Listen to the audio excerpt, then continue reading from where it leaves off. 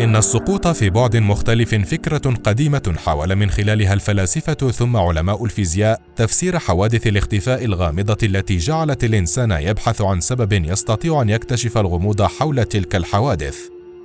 خلال العقود من القرن الماضي سجلت العديد من حوادث الاختفاء الغامضة في العديد من المناطق على كوكب الأرض، والتي لم يستطع العلم بأدواته المتاحة حاليا أو آنذاك كشف مصير أولئك الذين اختفوا وأصبحوا آثرا بعد عين. سنذكر لكم العديد من الحوادث المرتبطة باختفاءات لا تزال غامضة إلى يومنا هذا. ابقوا معنا. نرحب بآرائكم ومقترحاتكم التي تتوافق مع سياسة قناتنا فيما هو مرتبط بالمواضيع التي من الممكن أن نعرضها عليكم. شكرا لكم.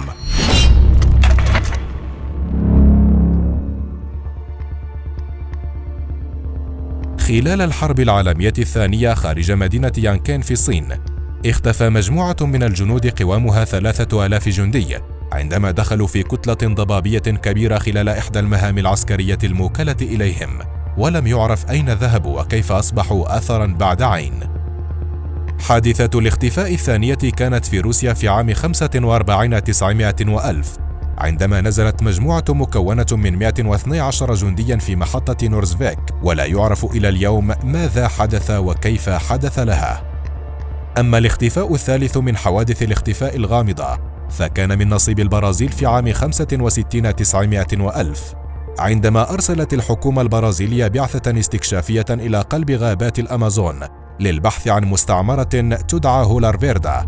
اختفت هذه البعثة عن عالمنا، كان ذلك سببا لفشل مساعي الحكومة البرازيلية في استيطان غابات الأمازون. حادثة الاختفاء الرابعة حدثت في عام 2001 في الكونغو، عندما ذهبت بعثة من الأمم المتحدة إلى قرية تدعى سوموتو في شمال الكونغو لتقديم المساعدات الطبية لها. رغم أن البيوت كانت سليمة والمواقد مشتعلة والحيوانات تحوم حول المكان، لم تجد البعثة أي أثر للسكان ولا حتى جثة واحدة. ببساطة اختفى 5000 من الأطفال والشيوخ والنساء، ولم يتم اكتشاف أي أثر لهم حتى يومنا هذا.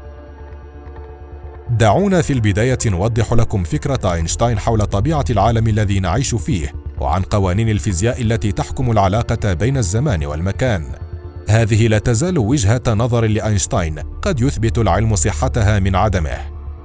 تقوم فكرة أينشتاين على أن الحياة في عالمنا تحكمها 3 أبعاد رئيسية، هي الزمان والمكان والجسم ذاته، كما أن انحصار حواسنا في نطاق معين يمنعنا من إدراك أي عوالم أخرى قد تختلف عن عالمنا المادي المألوف، أي أن أبصارنا وأسماعنا لا تدركان سوى نطاق ضيق مما يحدث حولنا. لهذا السبب نعجز مثلا عن رؤية الجان أو سماع أصواتهم لاختلاف الأبعاد وقصور الحواس كالنظر عن رؤيتهم أو حاسة السمع لسماعهم، في حين قد تراهم وتسمعهم مخلوقات غيرنا. كان هذا المنطق لأينشتاين هو جوهر نظريته المعروفة بالزمكان، والزمان المكاني هو دمج لمفهوم الزمان والمكان. هو الفضاء بأبعاده الأربعة، الأبعاد المكانية الثلاثة التي نعرفها، الطول والعرض والارتفاع، مضافا إليها الزمن كبعد رابع. هذه الفضاءات الرباعية تشكل نسيجا أو شبكة تحمل كل شيء في هذا الكون. في علوم الفلك والفضاء أصبح لدى الكثير من العلماء قناعة كبيرة بوجود مسارب أو مسارات فضائية دودية يؤدي الدخول فيها إلى الظهور في أماكن مختلفة تماما. هذه المسارب عبارة عن ثقوب كونية تختل فيها موازين المكان والزمان، وتعمل كبوابات نحو عوالم فضائية بعيدة. ويأمل العلماء مستقبلا استعمال هذه المسارب للسفر إلى أي مكان في الكون بسرعة أشبه ما تكون بطرفة عين، عوضا عن قطع بلايين السنين الضوئية بالطريقة التقليدية. يؤمن كثير من العلماء بإمكانية حدوث فجوة أو انفتاح بوابة بين عالمين مختلفين. يرى بعضهم أن ظهور الجان والأشباح وإمكانية رؤيتهم في ظروف معينة يحدث بفضل دخولهم إلى عالمنا المادي من خلال فجوة مكانية أو زمانية. فجوة كهذه قد توجد بشكل دائم في مكان معين، مثل المواقع المسكونة والمهجورة، أو تتشكل مؤقتا في أحد المواقع الجديدة تحت ظروف خاصة.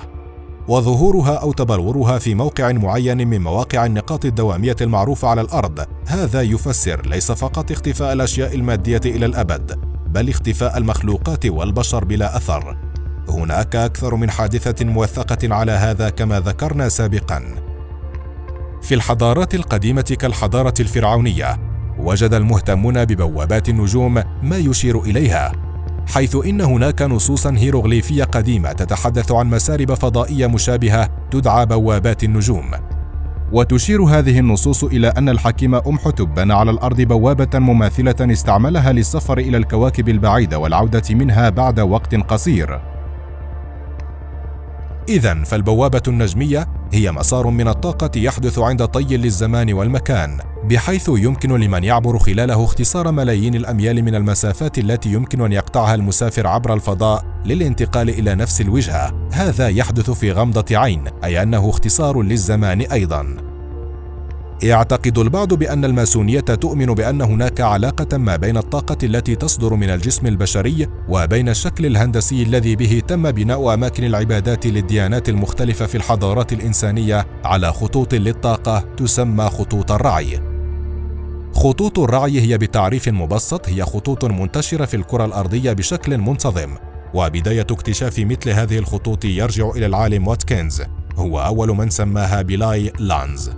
ويرجع اسم لاي إلى أحد الأماكن المقدسة الذي بني على هذه الخطوط. تكشف نقاط الطاقة الاستراتيجية على سطح الأرض عندما تتزامن المباني المقدسة ونقاط خطوط الطاقة، وعلم الهندسة ينشأ ما يسمى ببوابة النجوم، مما يسمح لإنشاء مداخل إلى أبعاد أخرى موازية لعالمنا وبالتالي فتحها. إنها خطوط تتجمع فيها الطاقة في الكرة الأرضية.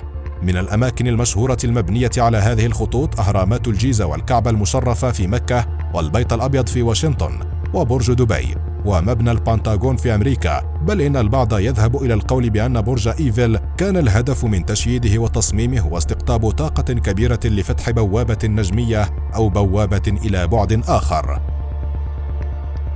ما يثير الانتباه والتساؤل معا هو وقوع الأهرامات على نفس خطوط دوائر العرض. رغم اختلاف الحضارات التي تنسب إليها تلك الأهرامات، فكل من أهرامات الجيزة في مصر وأهرامات حضارة المايا في كل من المكسيك والبيرو تقع على نفس خطوط دوائر العرض تقريبا، رغم اختلاف الحضارتين في التباعد الزماني والمكاني لزمان ومكان قيامهما. فهل كان القدماء يعرفون أكثر مما نعرفه اليوم عن البوابات النجمية؟ وهل توصل الأجانب إلى أسرار لم يتوصل إليها العلم في عصرنا الحالي؟ انتظرونا في الجزء الثاني من البوابات النجمية. شكرا لمتابعتكم.